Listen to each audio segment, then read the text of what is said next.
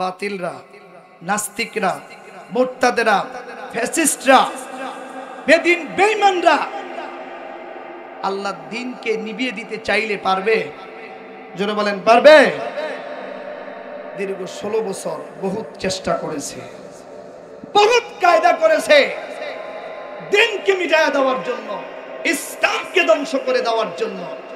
তাদের কোন চক্রান্ত, ষড়যন্ত্র সফল হয় নাই। ঠিক কিনা বলেন?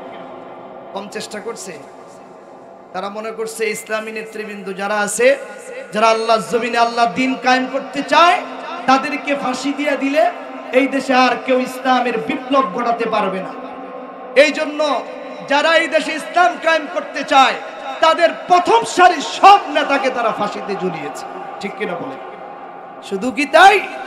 তারা মনে করেছে আল্লামা দেলোয়ার হোসেন সাঈদী রাহিমাহুল্লাহ কোরআনের পাখি, যার পরিচয় সারা পৃথিবীতে, যিনি কোরআনের আলো ছড়িয়েছেন, যার জীবনে কোনো অপরাধ ছিল না, তাকে হত্যা করলেই বুঝি ইসলামী বিপ্লব স্তব্ধ হয়ে যাবে, বন্ধ হয়ে যাবে।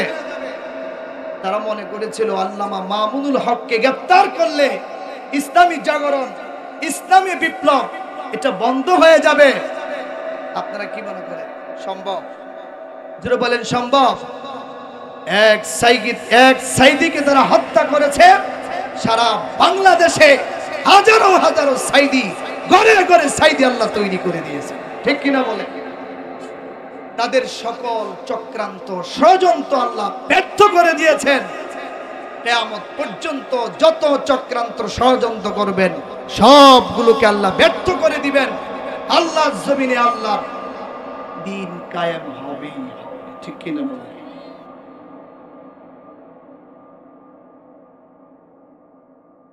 দক্ষিণ কেরানীগঞ্জ থানার উদ্যোগে সিরাতুন নবী সাল্লাল্লাহু আলাইহি ওয়াসাল্লাম মাহফিলের শ্রদ্ধাভাজন সম্মানিত সভাপতি জনাব হযরত মাওলানা মুফতি নুরুল ইসলাম বিন শহীদ দামাত বারাকাতুহুম, আজকের মাহফিলের প্রধান অতিথি জননন্দিত মুফাসসিরে কোরআন হযরত মাওলানা মুফতি মাজহারুল ইসলাম রাশিদী দামাত বারাকাতুহুম, প্রধান ওয়াইজ নন্দিত মুফাসসিরে কোরআন মজলুম আলেমে দ্বীন, হকের বলিষ্ঠ কণ্ঠস্বর হযরত মাওলানা মুফতি আব্দুর রহিম বিপ্লবী সহ দেশের বিভিন্ন জায়গা থেকে আগত মুহাক্কিক উলামায়ে কেরাম, তোলাবায়ে ইলম, আমার সামনে উপস্থিত কোরআন প্রিয়, ইসলাম প্রিয় তাওহীদি জনতা, পর্দার আড়ালের মা এবং বোনেরা, আমি সবাইকে শ্রেণী মোতাবেক অন্তরের অন্তঃস্থল থেকে জানাচ্ছি আন্তরিক মোবারক। সবটুকুন শুকরিয়া, প্রশংসা সেই মহান আল্লাহ সুবহানাহু ওয়া তাআলার দরবারে, যিনি অত্যন্ত দয়া করে, মায়া করে, মোহাব্বত করে, ভালোবেসে হাজার হাজার মানুষ থেকে নির্বাচন করে আমাদের গুটি কয়েকজনকে সবচেয়ে দামি মজমা, কোরআনের মজমা, দ্বীনের মজমা,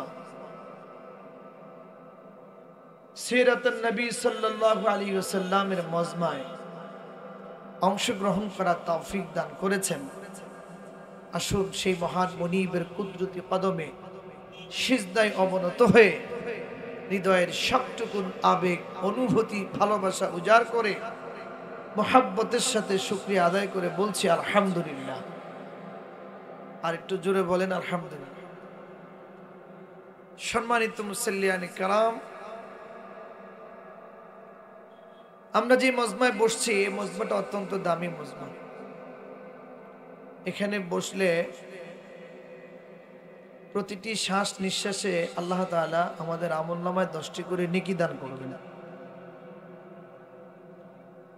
এটি এমন একটি মজমা, আসমানের নিচে, জমিনের উপরে এর চাইতে দামি কোনো মজমাই হতে পারে না,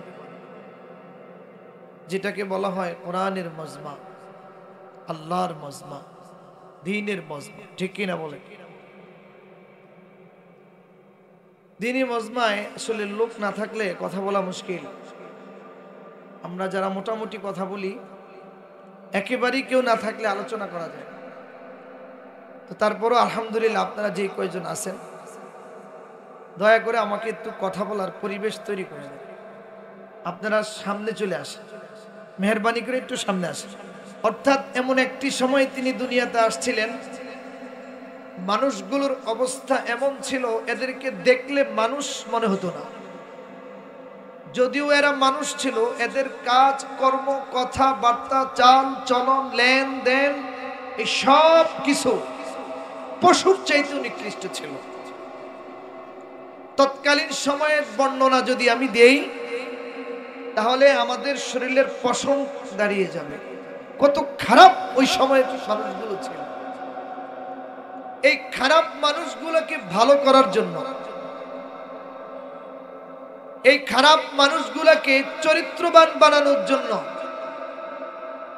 এই মানুষগুলার দিল পরিবর্তন করার জন্য, আল্লাহর জমিনে আল্লাহর দ্বীনকে বাস্তবায়ন করার জন্য আল্লাহ রাব্বুল আলামিন সকল নবীদের শ্রেষ্ঠ নবী মুহাম্মদ আরবী মুহাম্মদ সাল্লাল্লাহু আলাইহি ওয়াসাল্লামকে এই দুনিয়াতে প্রেরণ করেছে। লম্বা চড়া কথা, রাসূলের জীবনী তো আর 15 মিনিটে বলে শেষ করা যাবে না।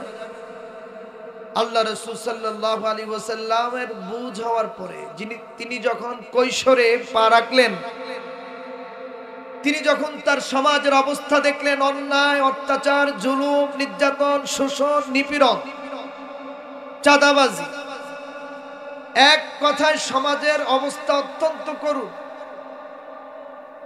গোত্রে গোত্রে মারামারি, গোত্রে গোত্রে দ্বন্দ্ব, যুদ্ধ বিগ্রহ, 1 টাকার জন্য, 1 পয়সার জন্য মানুষ মানুষকে হত্যা করে, মানুষ মানুষকে মেরে ফেলে। এই করুণ অবস্থা যখন সমাজের, পয়গম্বর আলাইহিস সালাতু ওয়াস সালাম তিনি নিশ্চিন্তে বসে থাকতে পারেন নাই। নবী আলাইহিস সালাতু ওয়াস সালাম কৈশোর বয়সে কিভাবে সমাজকে পরিবর্তন করা যায়, কিভাবে মানুষকে পরিবর্তন করা যায়, কিভাবে মানুষের মধ্য থেকে পশু চরিত্রগুলোকে দূর করে এদেরকে প্রকৃত মানুষ বানানো যায়, পয়গম্বর আলাইহিস সালাতু ওয়াস সালাম তার কৈশোর বয়স থেকেই ফিকির শুরু করেছেন। সুবহানাল্লাহ। আর একটু আওয়াজ করে বলেন সুবহানাল্লাহ। পয়গম্বর আলাইহিস সালাতু ওয়াস সালাম যুবকদেরকে নিয়ে একটি সংগঠন করলেন। আপনারা সবাই জানেন সেই সংগঠনের নাম হিলফুল ফুজুল, অর্থাৎ একটি শান্তি সংঘ তিনি গঠন করেছেন। সমাজের কিছু নীতিবান যুবকদেরকে সাথে নিয়ে, কিছু যুবকদেরকে সাথে নিয়ে পয়গম্বর আলাইহিস সালাতু ওয়াস সালাম হিলফুল ফুজুল নামক একটি সংগঠন তৈরি করেছেন। উদ্দেশ্য হলো মানুষগুলাকে পরিবর্তন করা, উদ্দেশ্য হলো অন্যায়ের প্রতিবাদ করা, উদ্দেশ্য হলো অসহায় অসহায় মাজলুম মানুষের পাশে দাঁড়ানো, উদ্দেশ্য হলো এতিম ও গরিব মিসকিন যারা আছে তাদের পাশে দাঁড়ানো, উদ্দেশ্য হলো মানুষের মধ্যে মানবতা তৈরি করা। এই জন্য পয়গম্বর আলাইহিস সালাতু ওয়াস সালাম কৈশোর বয়সে একটি সংগঠন তৈরি করেছেন। দীর্ঘ সময় তিনি চেষ্টা করেছেন, ওই রকম ফসল আসেনি। অবশেষে পয়গম্বর আলাইহিস সালাতু ওয়াস সালাম যখন 40 বছরে উপনীত হলেন, হাজারো চেষ্টার পরে যখন মানুষের দিলগুলো পরিবর্তন হয় না, মানুষগুলাকে পরিবর্তন করা যায় না, পয়গম্বর আলাইহিস সালাতু ওয়াস সালাম হিরা গুহায় অবস্থান করেছেন, ধ্যানে মগ্ন হয়েছেন। কিভাবে সমাজ পরিবর্তন করা যায়, কিভাবে মানুষ পরিবর্তন করা যায়, কিভাবে অন্যায়, অত্যাচার, জুলুম, নির্যাতন বন্ধ করা যায়। পয়গম্বর আলাইহিস সালাতু ওয়াস সালাম মানবতার মুক্তির দূত বিশ্বনবী মুহাম্মদ সাল্লাল্লাহু আলাইহি ওয়াসাল্লাম হিরা গুহায় অবস্থান করেছেন। ঠিক কিনা বলেন? অবশেষে আল্লাহর পক্ষ থেকে ওহী নাজিল হলো, জিবরাইল আমিন তিনি আসলেন আল্লাহর পক্ষ থেকে ওহী নিয়ে। ও পয়গম্বর আপনি পড়ুন, ইকরা বিসমি রাব্বিকাল্লাযী খালাক খালাকাল ইনসানা মিন আলাক। লম্বা চূড়া ঘটনা আমি সেটা বলবো না, শুধু এতটুকু আপনাদেরকে বলতে চাই, সিরাতুন নবী সাল্লাল্লাহু আলাইহি ওয়াসাল্লামের মাহফিল, পয়গম্বর আলাইহিস সালাতু ওয়াস সালাম দুনিয়াতে আগমন করেছেন মানুষগুলোকে মানুষ বানানোর জন্য। মুহাম্মদ সাল্লাল্লাহু আলাইহি ওয়াসাল্লাম দুনিয়াতে আগমন করেছেন ন্যায় ও ইনসাফকে প্রতিষ্ঠা করার জন্য। রাসূল সাল্লাল্লাহু আলাইহি ওয়াসাল্লাম দুনিয়াতে আগমন করেছেন আল্লাহর বিধানকে বাস্তবায়ন করার জন্য। ঠিক কি না বলেন? প্রিয় ভাইরা আমার, অবশেষে পয়গম্বর আলাইহিস সালাতু ওয়াস সালাম 40 বছর বয়সে উপনীত হওয়ার পরে যখন নবুয়ত লাভ করেছেন, এবার আল্লাহর ওহী সিনায় ধারণ করে মানুষের মাঝে আল্লাহর কোরআনের দাওয়াত দেওয়া শুরু করেছেন। বহু নির্যাতন নিপীড়নের শিকার হয়েছেন, বহু যাবত কষ্ট করেছেন, মানুষের ধারে ধারে ঘরে ঘরে গিয়ে গিয়ে দাওয়াতি কাজ করেছেন, এক আল্লাহর দাওয়াত দিয়েছেন, হে আমার কওম, হে আমার জাতি, তোমরা বলো লা ইলাহা ইল্লাল্লাহ মুহাম্মাদুর রাসূলুল্লাহ। আল্লাহ ছাড়া কোনো ইলাহ নাই, আল্লাহ ছাড়া কোনো রব নাই, আল্লাহ ছাড়া কোনো আইনদাতা নাই, আল্লাহ ছাড়া কোনো বিধানদাতা নাই, আল্লাহ ছাড়া কোনো মালিক নাই। তোমরা এক আল্লাহর গোলামি করো, আর আমি নবী মুহাম্মদ সাল্লাল্লাহু আলাইহি ওয়াসাল্লাম আল্লাহর প্রেরিত রাসূল। আমার যুবক ভাইয়েরা, মুরব্বী বাবাজিরা ভালো করে বুঝবেন, পয়গম্বর আলাইহিস সালাতু ওয়াস সালাম যখন মানুষের মাঝে দ্বীন প্রচারের কাজ শুরু করলেন, আল্লাহ জমিনে আল্লাহর হুকুমত কায়েমের কথা মানুষকে বললেন। এই 40 বছর যেই মানুষগুলো পয়গম্বরকে জীবন দিয়ে ভালোবাসছেন, এই 40 বছর পর্যন্ত যেই মানুষগুলো পয়গম্বরকে সবচেয়ে ভালো মানুষের উপাধি দিয়েছেন, ওই মানুষগুলি পয়গম্বর আলাইহিস সালাতু ওয়াস সালামের উপরে নির্যাতন আর নিপীড়ন শুরু করে দিয়েছেন।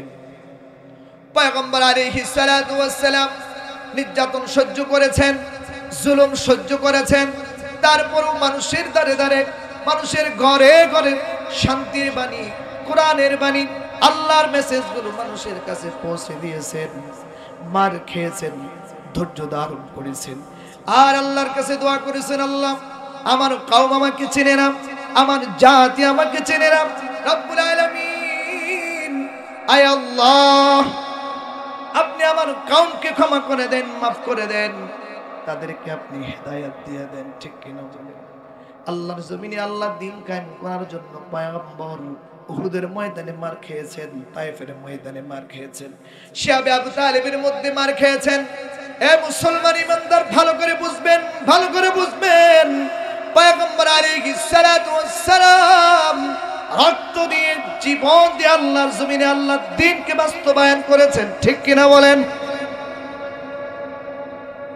এত কিছুর উপরও একটা সময় পয়গম্বর আলাইহিস সালাতু ওয়াস সালামের মেহনতের ফসলে, কষ্টের মাধ্যমে আল্লাহ রাব্বুল আলামিন ইসলামকে পরিপূর্ণ জীবন বিধান ঘোষণা করে দিয়েছে। সুবহানাল্লাহ। আল্লাহ রাব্বুল আলামিন বলেন, আল-ইয়াওমা আকমালতু লাকুম দীনাকুম ওয়া আতমামতু আলাইকুম নি'মাতি ওয়া রাদিতু লাকুমুল ইসলাম দীনান। ও পয়গম্বর, আপনার রক্ত মাখা দ্বীন ও ইসলামকে আমি আজকে পরিপূর্ণ করে দিলাম। সুবহানাল্লাহ। ও পয়গম্বর আলাইহিস সালাতু ওয়াস সালাম, যত নিয়ামত আছে সবগুলোকে আমি পরিপূর্ণ করে দিলাম। ওয়া রাদিতু লাকুমুল ইসলাম দীনা, এবং ধর্ম হিসাবে, দ্বীন হিসাবে আমি ইসলামকে মনোনীত করলাম। সুবহানাল্লাহ। কোন আমাদের ধর্ম কি?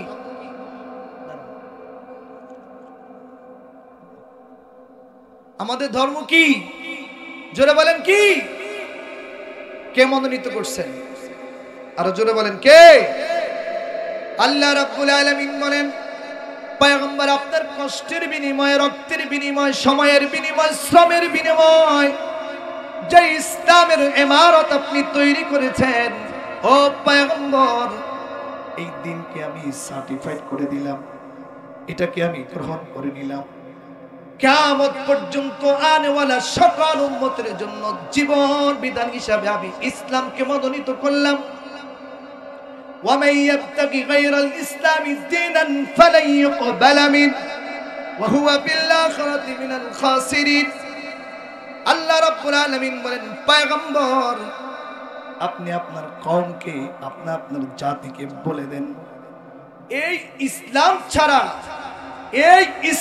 ছাড়া যদি কেউ অন্য কোন মতবাদ, অন্য কোন ধর্ম, অন্য কোন বিধানকে জমিনে বাস্তবায়ন করতে চায় বা অন্য কোন বিধান যদি তারা পালন করে, সেটা আমি আল্লাহ কবুল করব। যারা বলেন কবুল করবে আল্লাহ? স্পষ্ট কথা। যারা ইসলাম বাদ দিয়ে অন্য কোন মতাদর্শকে যারা অবলম্বন করবে, সেকুলারিজম, ন্যাশনালিজম, জাতীয়তাবাদ, ধর্মনিরপেক্ষ মতবাদ, এই জাতীয় যত মতবাদ আছে এগুলার অনুসরণ যারা করবে, আল্লাহ বলে তাদের কোনো আমল আমার দরবারে কবুল হবে। কবুল হবে? জোরে বলেন হবে? আল্লাহ রাসূল রক্ত দিয়েছেন সেকুলারিজম প্রতিষ্ঠা করার জন্য, ধর্মনিরপেক্ষ মতবাদকে প্রতিষ্ঠিত করার জন্য, ন্যাশনালিজমকে প্রতিষ্ঠিত করার জন্য, জাতীয়তাবাদকে প্রতিষ্ঠিত করার জন্য। রক্ত দিয়েছেন দ্বীন ইসলামকে বিজয় করার জন্য, ঠিক কি না বলেন? সুতরাং কিয়ামত পর্যন্ত আমাদের ধর্ম হলো ইসলাম, ঠিক কি না? ইসলাম ছাড়া অন্য কোন মতবাদ মুসলমানের জন্য চর্চা করা, গ্রহণ করা জায়েজ? জোরে বলেন জায়েজ? যারা করবে, আল্লাহ বলছে কিয়ামতের ময়দানে তাদের পানিশমেন্ট হবে, তাদের বিচার হবে, ঠিক কি না? যারা ইসলামের আলোকে নিভিয়ে দিতে চায়, যারা ইসলামের আলোকে ফু দিয়ে নিভিয়ে দিতে চায়, আল্লাহর স্পষ্ট বাণী, তারা কখনো পারবে না, তারা ধ্বংস হবে। আল্লাহর জমিনে আল্লাহর দ্বীন প্রতিষ্ঠিত হবে, ঠিক কি না? আল্লাহ বলেন, ইউরিদুনা লিইউতফিউ নূরাল্লাহি বিআফওয়াহিহিম ওয়াল্লাহু মুতিম্মু নূরিহি ওয়ালাউ কারিহাল কাফিরুন। বেদিন বেঈমানরা চায় তারা তাদের মুখের ফু দিয়ে দ্বীনকে তারা নিভিয়ে দিবে। ওয়াল্লাহু মুতিম্মু নূরিহি, কিন্তু আল্লাহ চান তার দ্বীনকে তিনি প্রজ্বলিত করবেন, প্রতিষ্ঠিত করবেন। সুবহানাল্লাহ। বাতিলরা, নাস্তিকরা, মুরতাদেরা, ফ্যাসিস্টরা, বেদিন বেঈমানরা আল্লাহর দ্বীনকে নিভিয়ে দিতে চাইলে পারবে? জোরে বলেন পারবে? দীর্ঘ 16 বছর বহুত চেষ্টা করেছে, বহুত কায়দা করেছে দ্বীনকে মিটায়া দেওয়ার জন্য, ইসলামকে ধ্বংস করে দেওয়ার জন্য। তাদের কোন চক্রান্ত, ষড়যন্ত্র সফল হয় নাই, ঠিক কিনা বলেন? কম চেষ্টা করছে। তারা মনে করছে ইসলামী নেতৃবৃন্দ যারা আছে, যারা আল্লাহর জমিনে আল্লাহর দ্বীন কায়েম করতে চায়, তাদেরকে ফাঁসি দিয়ে দিলে এই দেশে আর কেউ ইসলামের বিপ্লব ঘটাতে পারবে না। এই জন্য যারা এই দেশে ইসলাম কায়েম করতে চায়, তাদের প্রথম সারির সব নেতাকে তারা ফাঁসিতে ঝুলিয়েছে, ঠিক কিনা বলে? শুধু কি তাই? তারা মনে করেছে আল্লামা দেলোয়ার হোসেন সাঈদী রাহিমাহুল্লাহ কোরআনের পাখি, যার পরিচয় সারা পৃথিবীতে, যিনি কোরআনের আলো ছড়িয়েছেন, যার জীবনে কোনো অপরাধ ছিল না, তাকে হত্যা করলেই বুঝি ইসলামী বিপ্লব স্তব্ধ হয়ে যাবে, বন্ধ হয়ে যাবে। তারা মনে করেছিল আল্লামা মামুনুল হককে গ্রেফতার করলে ইসলামী জাগরণ, ইসলামী বিপ্লব এটা বন্ধ হয়ে যাবে। আপনারা কি মনে করেন সম্ভব? যারা বলেন সম্ভব? এক সাইদীকে তারা হত্যা করেছে, সারা বাংলাদেশে হাজারো হাজারো সাইদী, ঘরে ঘরে সাইদী আল্লাহ তৈরি করে দিয়েছে, ঠিক কিনা বলেন? তাদের সকল চক্রান্ত, ষড়যন্ত্র আল্লাহ ব্যর্থ করে দিয়েছেন। কিয়ামত পর্যন্ত যত চক্রান্ত, ষড়যন্ত্র করবেন, সবগুলোকে আল্লাহ ব্যর্থ করে দিবেন। আল্লাহর জমিনে আল্লাহর দ্বীন কায়েম হবে, ঠিক কিনা বলেন? আমরা যদি একথা বিশ্বাস করি এবং সম্মিলিতভাবে সকল মতবিরোধ ভুলে গিয়ে এক প্ল্যাটফর্মে এসে আমরা যদি আল্লাহর জমিনে আল্লাহর হুকুমতকে বাস্তবায়ন করতে চাই, আমাদেরকে বিজয় দান করবেন কে? একটু জোরে আওয়াজ করে বলেন কে? ওয়ালা তাহিনু ওয়ালা তাহিনু ওয়ালা তাহজানু ওয়া আনতুমুল আ'লাউন ইন কুনতুম মুমিনিন। তোমাদের কোনো ভয় নাই, তোমাদের কোনো চিন্তা নাই, সফলতা তোমাদের আসবেই আসবে যদি তোমরা মুমিন হও। কি হও? মুমিন হও। প্রিয় ভাইরা, সময় আসছে ইসলামের দিকে আসা, ঠিক কিনা বলেন? ইসলামের ছায়াতলে আসা সময় আসছে। সকল ইজম মতবাদকে বাদ দিয়ে ইসলামী মতবাদকে আল্লাহর জমিনে বাস্তবায়ন করার সময় আসছে, ঠিক কিনা বলেন? জমিনটা কার? জোরে বলেন কার? আইন চলবে কার? চলে কার? মানুষের। বলেন চলে কার? মানুষের আইন চলে, আল্লাহর আইন চলে না। আল্লাহর জমিন, আল্লাহর আসমান, কুল কায়নাতের সবকিছু আল্লাহ। সুতরাং আইনও চলবে আল্লাহর, বিধানও চলবে আল্লাহ। আল্লাহর জমিনে আল্লাহর দ্বীন কায়েম করা এটা নফল ইবাদত নয়, ফরজ ইবাদত। কি ইবাদত বলেন? আল্লাহ তাআলা আমাদের সবাইকে কবুল করুন, বলেন আমিন। দ্বীন কায়েমের আন্দোলনে সবাইকে শরীক হওয়ার তৌফিক দান করুন, বলেন আমিন।